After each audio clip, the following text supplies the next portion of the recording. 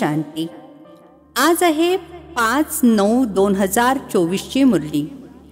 महावाक्य आहे, गोड मुलांनो, तुम्हाला इथे प्रवृत्ती मार्गाचे प्रेम मिळते, कारण बाबा हृदयापासून म्हणतात, माझ्या बाळांनो, बाबांकडून वारसा मिळतो. असे प्रेम देहधारी गुरु देऊ शकत नाहीत. प्रश्न आहे, ज्या मुलांच्या बुद्धीमध्ये ज्ञानाची धारणा आहे, तीक्ष्ण बुद्धी आहे, त्यांची लक्षणे काय असतील?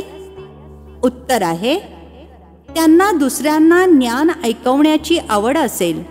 त्यांची बुद्धी मित्र, नातेवाईक इत्यादींमध्ये भटकणार नाही. ज्यांची तीक्ष्ण बुद्धी असते ते अभ्यासामध्ये कधी जांभाई देणार नाहीत. मुरली क्लासमध्ये कधी डोळे बंद करून बसणार नाहीत. जी मुले तवाई अर्थात आळशी होऊन बसतात, त्यांची बुद्धी इकडे तिकडे भटकत राहते. त्यांना ज्ञान समजतच नाही.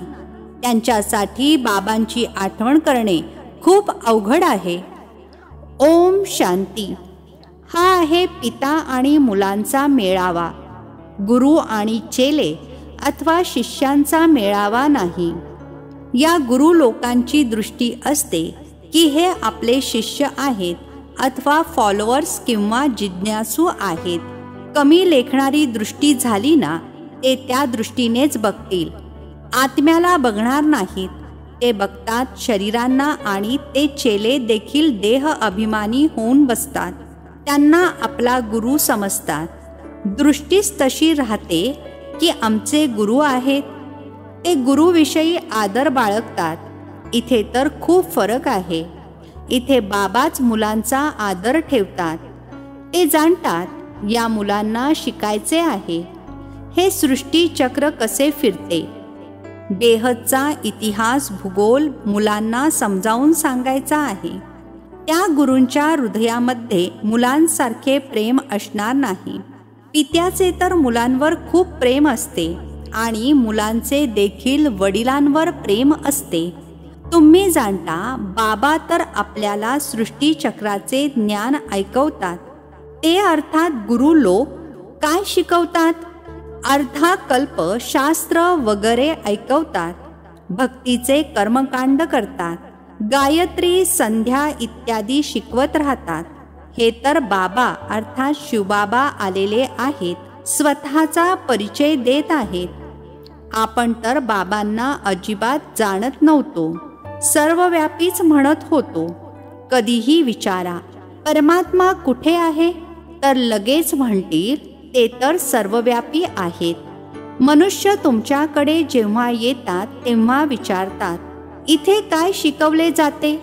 तुम्ही बोला, आम्ही राजयोग शिकतो, ज्याद्वारे तुम्ही मनुष्यापासून देवता अर्थात राजा बनू शकता. आणखी कोणता सत्संग असा असणार नाही जो म्हणेल आम्ही मनुष्यापासून देवता बनण्याचे शिक्षण देतो. देवता असतात सतयुगामध्ये, कलयुगामध्ये आहेत मनुष्य. आता आम्ही तुम्हाला साऱ्या सृष्टीचक्राचे रहस्य समजावून सांगतो, ज्यामुळे तुम्ही चक्रवर्ती राजा बनाल. आणि मग तुम्हाला पावन बनण्याची खूप चांगली युक्ती सांगतो. अशी युक्ती कधी कोणी सांगू शकणार नाही. हा आहे सहज राजयोग. बाबा आहेत पतित पावन. ते सर्व शक्तिमान देखील आहेत, तर त्यांची आठवण केल्यानेच पापे भस्म होतील, कारण योग अग्नी आहे ना. तर इथे नवीन गोष्ट शिकवतात. हा ज्ञान मार्ग आहे.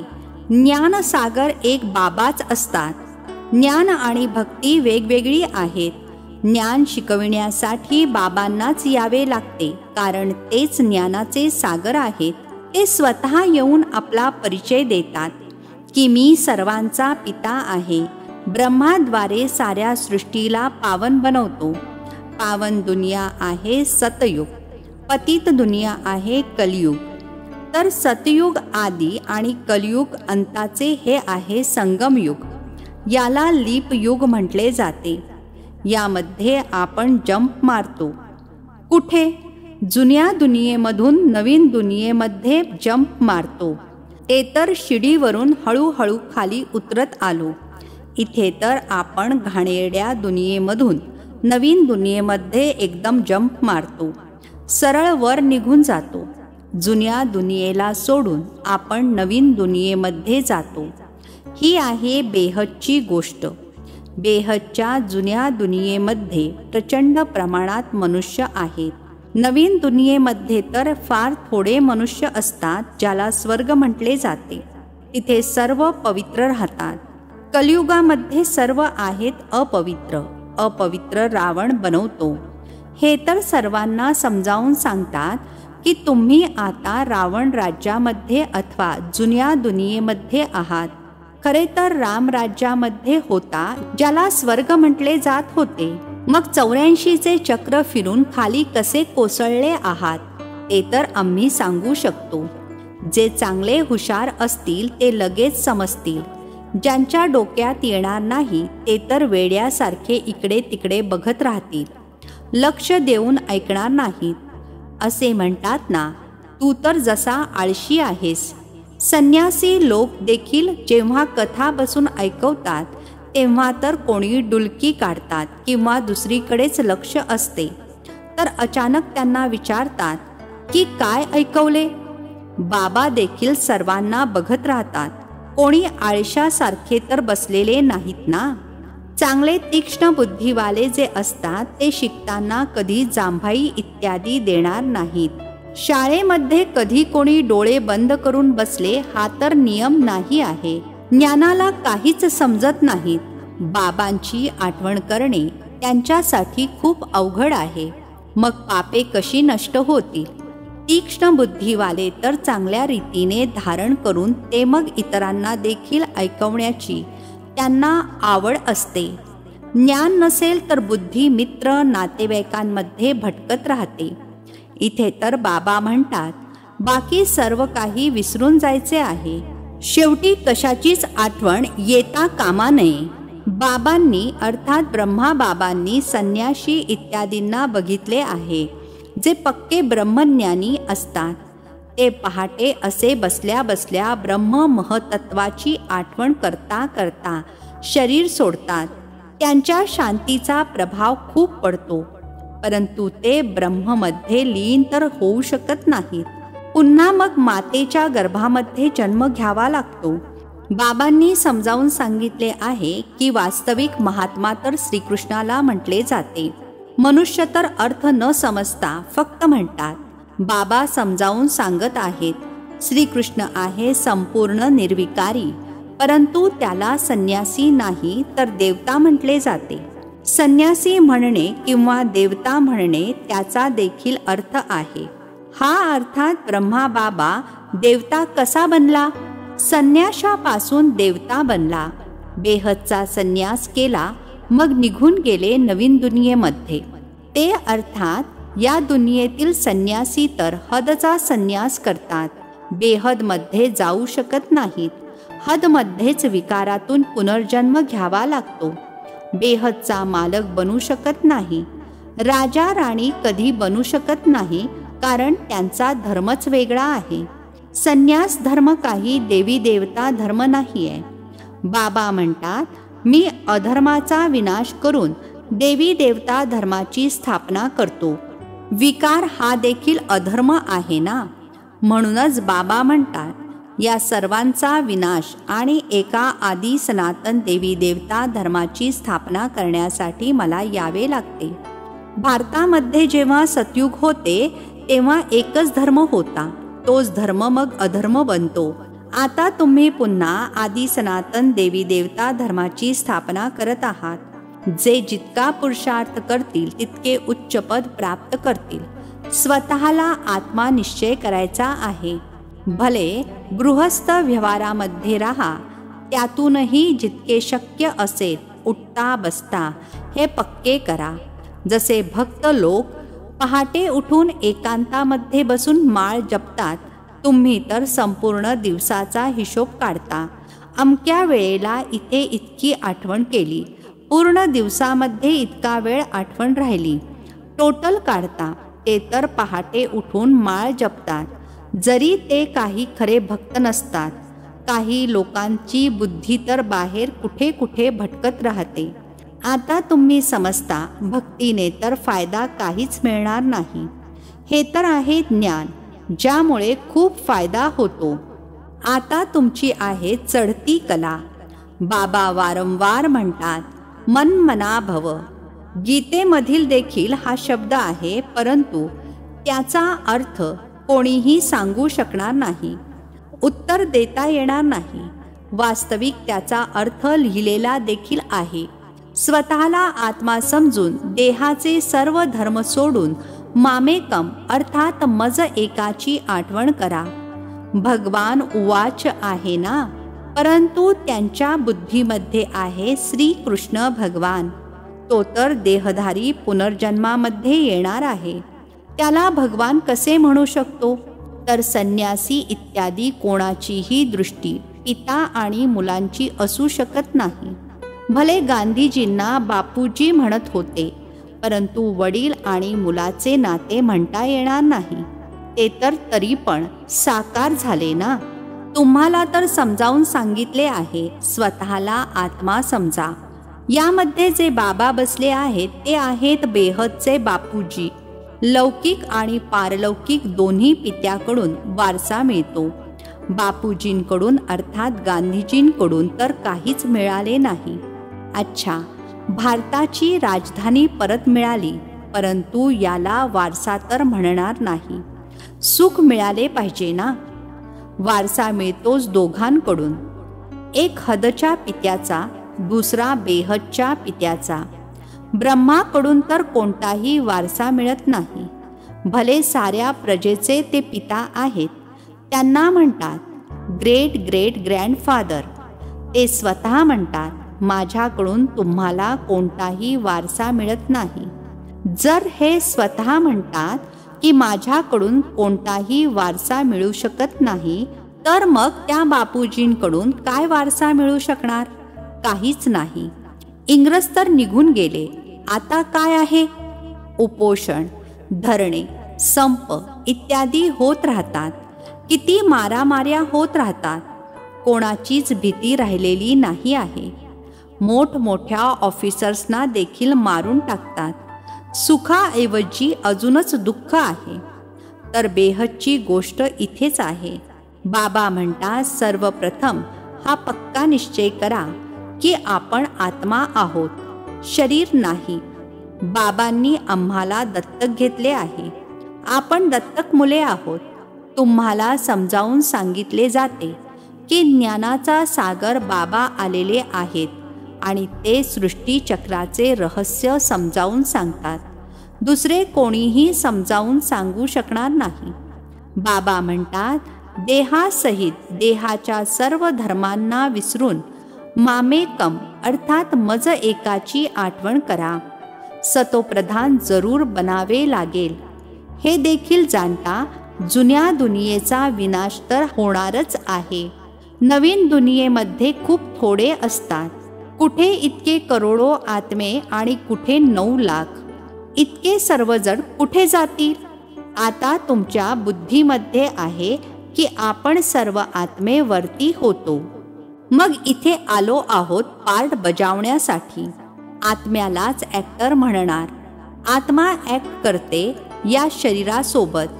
आत्म्याला ऑर्गन्स तर पाहिजेत ना. आत्मा किती छोटी आहे. 84 लाख जन्म काही नाही आहेत. प्रत्येकजण जर 84 लाख जन्म घेईल तर मग पार्ट रिपीट कसा करतील? आठवण राहू शकणार नाही. स्मृतीतून निघून जाईल. 84 जन्मसुद्धा तुमच्या लक्षात राहत नाहीत, विसरून जाता. आता तुम्हा मुलांना बाबांची आठवण करून पवित्र जरूर बनायचे आहे. या योग अग्नीद्वारे विकर्म विनाश होतील. हा देखील निश्चय आहे. बेहदच्या बाबांकडून बेहदचा वारसा आपण कल्पकल्प घेतो.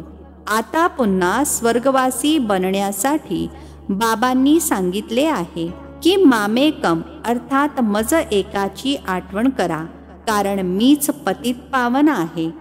तुम्ही बाबांना बोलावले आहे ना, तर आता बाबा आले आहेत पावन बनविण्यासाठी. पावन असतात देवता, पतित असतात मनुष्य. पावन बनून मग शांतीधाममध्ये जायचे आहे. तुम्ही शांतीधाममध्ये जाऊ इच्छिता की सुखधाममध्ये येऊ इच्छिता? संन्यासी तर म्हणतात सुख कागविष्ठा समान आहे, आम्हाला शांती पाहिजे.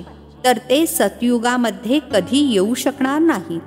सतयुगामध्ये होता प्रवृत्ती मार्गाचा धर्म. देवता निर्विकारी होते, तेच पुनर्जन्म घेत घेत पतित बनतात. आता बाबा म्हणतात निर्विकारी बनायचे आहे. स्वर्गामध्ये यायचे असेल तर माझी आठवण करा, तर तुमची पापे नष्ट होतील. पुण्य आत्मा बनाल, मग शांतीधाम सुखधाममध्ये जाल. इथे शांती देखील होती, सुख देखील होते. आता आहे दुःखधाम. बाबा परत येऊन सुखधामाची स्थापना करतात. दुःखधामचा विनाश. चित्रे देखील समोर आहेत. बोला, तुम्ही कुठे उभे आहात? आता आहे कलियुगाचा अंत. विनाश समोर उभा आहे, बाकी जाऊन थोडासा तुकडा राहील. इतके खंड तर तिथे असत नाहीत. ही सर्व वर्ल्डची हिस्ट्री जॉग्रॉफी बाबाच बसून समजावून सांगतात. ही पाठशाळा आहे. भगवान उवाच, सर्वप्रथम बाबांचा परिचय द्यावा लागतो. आता कलियुग आहे, मग सतयुगामध्ये जायचे आहे. तिथे तर सुखच सुख असते. एकाचीच आठवण करणे ही आहे अव्यभिचारी आठवण. शरीराला देखील विसरायचे आहे. शांतीधाममधून आलो आहोत, परत शांतीधाममध्ये जायचे आहे. तिथे कोणीही पतित जाऊ शकत नाही. बाबांची आठवण करत करत पावन बनून तुम्ही मुक्तिधाममध्ये निघून जाणार. हे बसून व्यवस्थित समजावून सांगावे लागते. आधी इतकी सारी चित्र थोडीच होती. चित्राशिवाय देखील शॉर्टमध्ये समजावून सांगितले जात होते. या पाठशाळेमध्ये मनुष्यापासून देवता बनायचे आहे. हे आहे नवीन दुनियेसाठी नॉलेज. ते बाबाच देतील ना, तर बाबांचे मुलांवर लक्ष असते. आम्हा आत्म्यांना शिकवतात. तुम्ही देखील सांगता. बेहदचे बाबा आम्हाला समजावून सांगतात.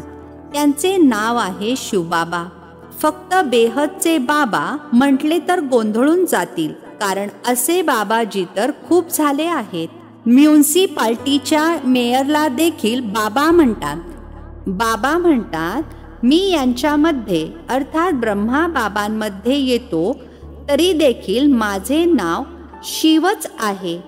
मी या रथाद्वारे तुम्हाला नॉलेज देतो. यांना अडॉप्ट केले आहे. यांचे नाव ठेवले आहे प्रजापिता ब्रह्मा. यांना देखील माझ्याकडून वारसा मिळतो. अच्छा, गोड गोड. खूप खूप वर्षांनंतर भेटलेल्या मुलांप्रती मात पिता बापदादांची प्रेमपूर्वक आठवण आणि सुप्रभात. आत्मिक पित्याचा आत्मिक मुलांना नमस्ते. आम्हा आत्मिक मुलांचा आत्मिक पित्याला नमस्ते. धारणेसाठी मुख्य सारांश आहे. पहिला पॉइंट आहे, आता जुन्या दुनियेतून नवीन दुनियेमध्ये जंप घेण्याची वेळ आहे. त्यामुळे या जुन्या दुनियेपासून बेहदचा संन्यास करायचा आहे. याला बुद्धीने विसरून जायचे आहे. दुसरा पॉइंट आहे, पूर्णतः अभ्यासावर लक्ष द्यायचे आहे. शाळेमध्ये डोळे बंद करून बसणे हा नियम नाही आहे. लक्षात असावे. मुरली क्लासच्या वेळी बुद्धी इकडे तिकडे भटकू नये, जांभई येऊ नये. जे ऐकत जाल ते धारण होत जावे. आजचे वरदान आहे, रुहानी नशेद्वारे जुन्या दुनियेला विसरणारे स्वराज्य सो विश्वराज्य अधिकारी भव. रुहानी नशेद्वारे जुन्या दुनियेला विसरणारे स्वराज्य सो विश्वराज्य अधिकारी भव. स्पष्टीकरण आहे, संगम युगावर जे बाबांच्या वारशाचे अधिकारी आहेत तेच स्वराज्य आणि विश्वराज्य अधिकारी बनतात. आज स्वराज्य आहे, उद्या विश्वाचे राज्य असेल. आज आणि कालची गोष्ट आहे. अशी अधिकारी आत्मा रुहानी नशेमध्ये राहते. ती बाकीचा नशा जुन्या दुनियेला सहजच विसरून जाते. अधिकारी कधीही कोणत्या वस्तूच्या, व्यक्तीच्या, संस्कारांच्या अधीन होऊ शकत नाही. त्यांना हदच्या गोष्टी सोडाव्या लागत नाहीत. त्या आपणहून सुटतात. स्लोगन आहे, प्रत्येक सेकंद, प्रत्येक श्वास, प्रत्येक खजिन्याला सफल करणारे सफलता मूर्त बनतात. प्रत्येक सेकंद, प्रत्येक श्वास, प्रत्येक खजिन्याला सफल करणारे सफलता मूर्त बनतात. अच्छा. ओम शांती. नवनवीन मराठी व्हिडिओज प्राप्त करण्यासाठी सबस्क्राईब करा मराठी गॉडलीवूड चॅनलला.